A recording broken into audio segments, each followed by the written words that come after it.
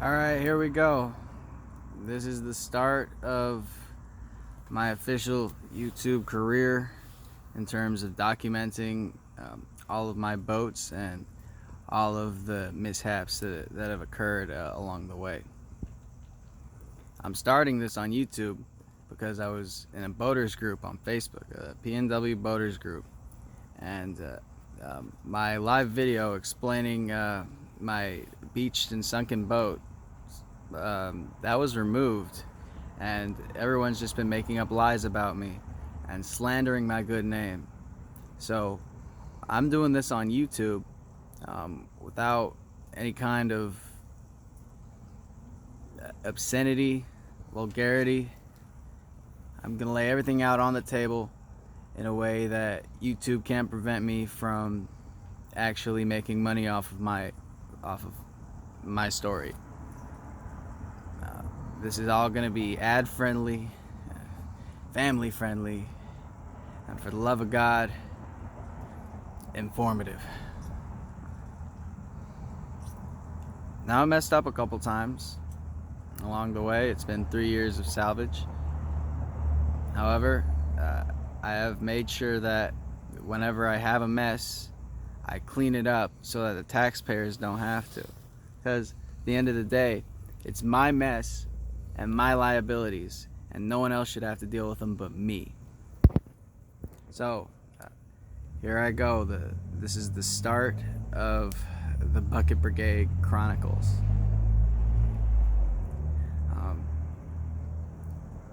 I think I'm gonna start off with the sunken Chris Craft, because that's kind of what started off this whole thing.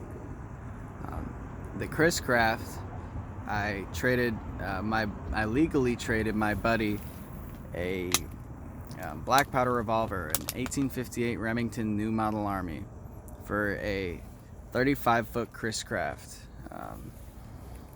Now this thing was immaculate when I made the trade, and it wasn't scrapped to nothing. However, after I got the paperwork in hand, went to Seattle with it, and tried to transfer it, to no avail, because the signatures that he had on the paperwork did not match. When I came back, the Chris Craft was scrapped to nothing. All the doors were taken, all the cleats were taken, the dinghy davits, the winches, the windlasses, the electronics, cabinets, handholds, the whole nine, rails. Thing was basically a husk of what it once was. And when I left it again, I came back to it 2 months later. It had about a 16-degree list. It was taking on a significant amount of water, and I had a running 34-foot Fairliner to tow it with. We bilged the thing out the best we could, towed it to Keyport from Polsbo, and then we bilged it out with an AC sump pump on the dock. By the time we ended up leaving, the weather was kicking up, but it wasn't my choice to leave. I was undermined the entire time, even though I have more experience than my crew in terms of salvage, in terms of towing. And because they were that much older than me, they refused to listen to me and did things their own way, resulting in all of us almost dying and both the boats being beached and inoperable. That was really unfortunate, and a lot of people will just talk all kinds of trash about me in terms of me pointing the blame on other people. However, I have taken responsibility for every part that I played. I'm simply underlining the fact that I was not piloting the vessels at the time, and I was not listened to at the time. But no one wants to hear that part. They just want to say that I'm pushing the blame onto other people. in which case I wouldn't have been towing these boats off the beach, which I have been. The Chris Craft ended up being beached in Edmonds after this very violent ordeal. We got to the locks from Polsbo. We were towing the Chris Craft long lining, and it was actually a small craft advisory. This, again, was not my choice. But the choice was made anyways, regardless of my very serious suggestion to not. We got it to the locks, in which case my first mate decided to take absolute control of the vessel, and then gunned the engines, both of them, at a hard turn to try to get maneuverability, because he was going to hit a buoy, in which case he busted the rudder. It wasn't actually busting the rudder. A pin came out in terms of the linkage of the arm that connects the arm to the rudder inside the boat, and when he did that, something sharp in the bilge in the stern caused there to be a significant leak in the through hull. At that point, he started panicking and rushing through something that is very meticulous and should not be rushed through by any means whatsoever. Again, this was his choice, and I was being forced to stay downstairs in the V-berth and being threatened with violence if I came up. It wasn't until he fell in the water trying to pull the ropes out of the props, because he didn't listen to me on another thing about shackling the base of the ropes behind the boat. A shackled bridle is a lot safer than an unshackled bridle, and I ended up pulling him out of the water with his girlfriend, and at that point, then I guess I was allowed on deck to help handle problems. He had caught a rope in the prop. He had gunned the engines and overheated both of them. And that being said, the oil had never even been changed on those engines. We had just gotten them running in Port Orchard, and decided to embark on this fiasco. In which case, both engines are overheated and there's a rope caught in the prop, and we're in a small craft advisory. The Chris Craft started towing us backwards very violently by our props for about 5 or 6 hours, and I was the only person on the stern deck, acting as a human fender, preventing that skipping Chris Craft from not only flipping us over, but crashing into the stern and sinking both vessels and killing all of us. Over the 5 hours, it only nicked the stern once, and it was superficial. At that point, we had been trying to get in contact with the Coast Guard. There were no workable flashlights on board. There were no flares on board. There was no horn on board. There was no way to signal the Coast Guard on board. And they ended up driving past us multiple times while we're getting closer and closer to the beach in Point Wells. And the closer we got to the beach, the less likely we were going to be able to be towed away from danger. By the time we were almost run aground, I made the decision to cut the line on the Chris Craft, which is tied to the props, caught in the props. That was a foolhardy mistake on my part, and that is my responsibility. I thought they were going to be both beached in the same area and stay put. At high tide, the Chris Craft ended up going adrift again, and either the Port of Edmonds or a rescue boat from a Washington State ferry secured my Chris craft haphazardly to a ferry pile.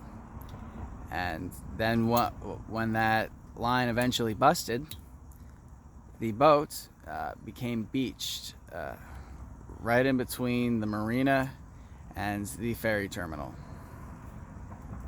And after that, I worked myself off to the point of an unhealthy amount, and I got my friends and I to tow the thing off with a 25 horse universal diesel in a sailboat offshore. We towed it off through not only that crew I commissioned, but the assistance of the community that lived on the beach in Edmonds. We started towing it back to the Port of Edmonds to be serviced, noticing we're only going a quarter of a knot against the wind and against the tide, and we are also taking on a significant amount of water the Chris was taking on a significant amount of water. By the time we got to the port, the thing was several inches above the waterline, and it had a very significant leak that could not be ignored. We bilged it out with their fancy bilge and ended up being stuck there for almost a week, servicing the vessel and preparing it for tow again to Seattle. I was planning on bringing all of my vessels to Seattle to organize them and decide which one was going to go. And when I brought the Chris to Seattle, I made the decision to take it to the Kirkland City dock. I knew there was paid power there. I knew that there's paid moorage there for a maximum of 5 days. So I paid $150 for 5 days of moorage and $50 for 5 days of shore power. That was interrupted while I was across the water in Kitsap, and it was interrupted due to a power outage caused by a fairly rough storm. And because of that, because my service that I paid for was interrupted and they did not have a backup generator on site, which they should because they sell power, and the power that they sell can oftentimes mean sink or swim for boats. The boat ended up sinking right at the Kirkland City dock.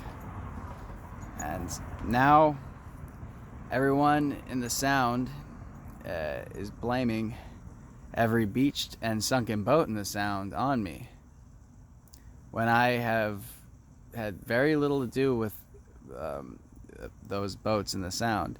I have a beached boat in Bridgeview that was sunk in the slip that it was sitting in, even though I took 800 pounds of weight off of it and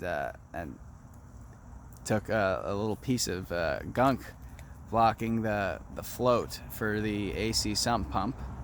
I removed that and freed up the AC sump pump, and I remember leaving when the thing was actually turned on, regardless of what one of my friends may say, because he left before I got it to turn back on.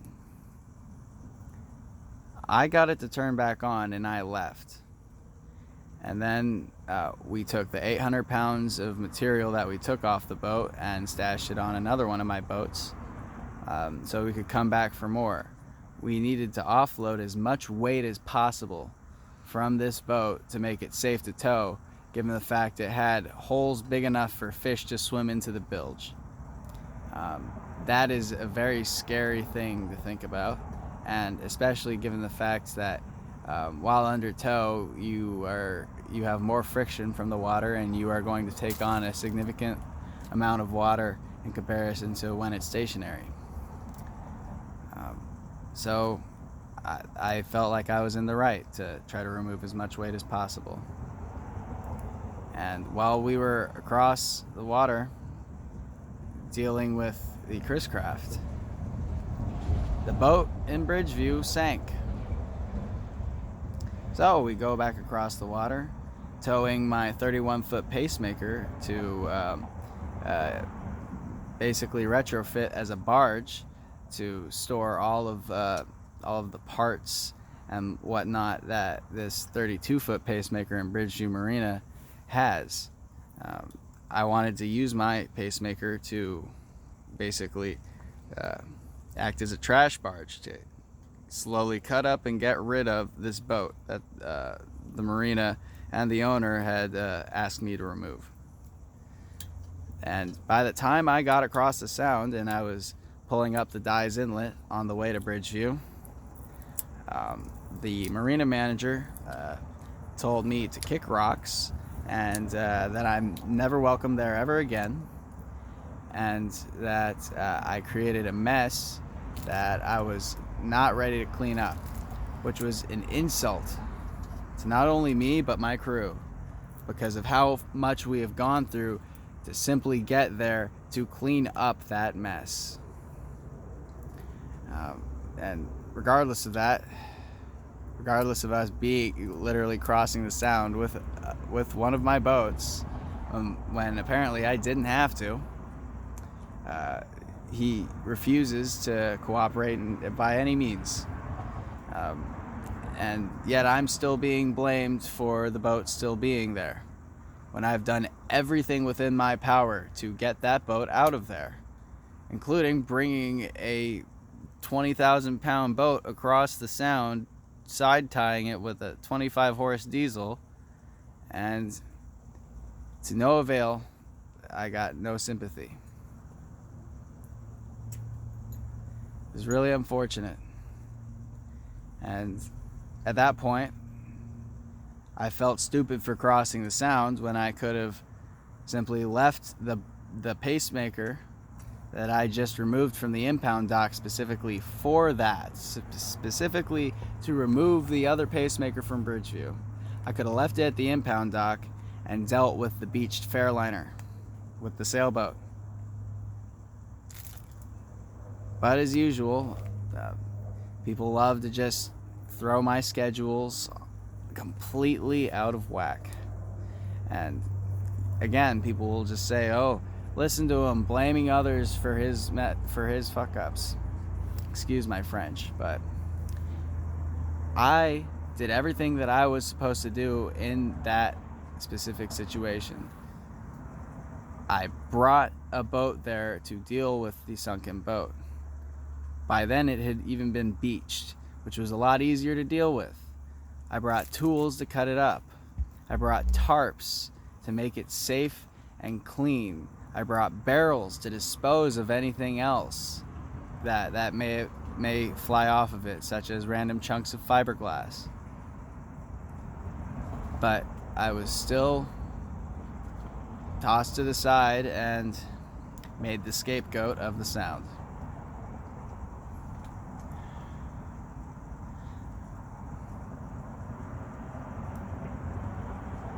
I don't appreciate being treated like this, and I don't appreciate the slander that I've received. I don't appreciate people lying about me and about my good name, saying that I'm a thief, saying that I'm a scam artist, saying that I just scrap boats to nothing and then abandon them. I have never abandoned any vessel at any given time. That is disgusting, and I never will. Even if the boat's sinking, I feel inclined to stay aboard, given the fact that I refuse to abandon any of my liabilities at any given time. I hope that some of you who see this can see the good in me and can see that I am one man doing the best that I can do in light of everyone else making it as difficult as they can for me. The boaters group has caused Brownsville Marina to slander my name, claiming that I'm a scam artist and that I'm someone that one should be on the lookout for. This is something that I will not stand for. This is something I'm even willing to take to court.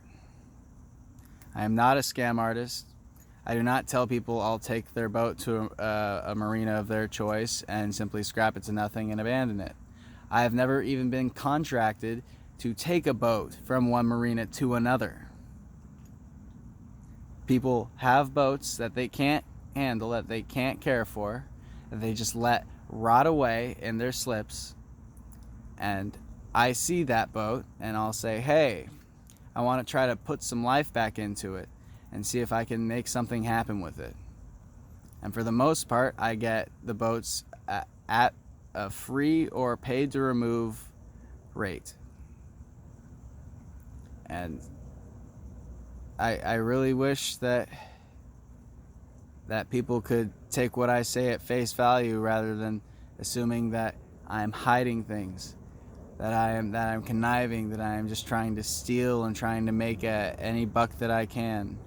Sure, I'd like to make some money, but since I started this salvage for 3 years, I haven't really made a dime. Everyone else I've involved has made something, for the most part, has at least broken even. I've been losing money this entire time, but I'm still going because I still have a passion for potentially making something out of nothing, and I refuse to sit down and let somebody tell me that I can't.